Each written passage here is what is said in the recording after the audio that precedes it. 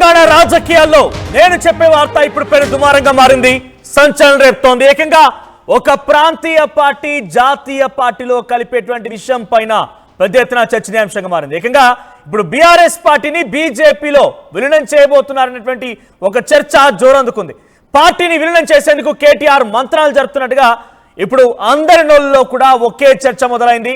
కేటీఆర్ స్వయంగా బీజేపీ పెద్దలతో మాట్లాడారట. నా పార్టీని మొత్తాన్ని బీజేపీలో విలీనం చేస్తాడని మాటల్ని ఆయన మాట్లాడుకొచ్చారట, మంత్రాలు జరిపారట.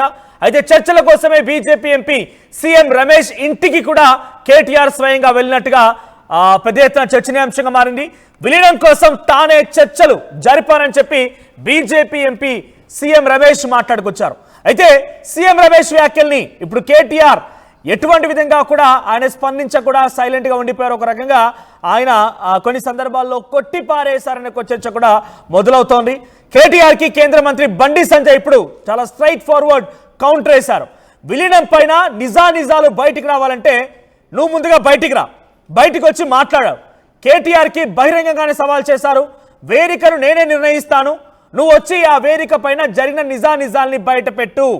అయితే ఇప్పటి వరకు స్పందించకపోవడం పైన సీఎం రమేష్ వ్యాఖ్యలపైన డైరెక్ట్ గా బేషరత్గా కరాఖండిగా మాట్లాడకపోవడం, బండి సంజయ్ సవాల్ని కూడా ఇంతవరకు కేటీఆర్ స్పందించకపోవడం పైన పెద్ద ఎత్తున మౌనం అర్ధాంగీకారం అనేటువంటి ఒక వాదాన్ని బలంగా తెలంగాణ రాజకీయాల్లో ఇప్పుడు వినిపిస్తూ ఉన్నారు.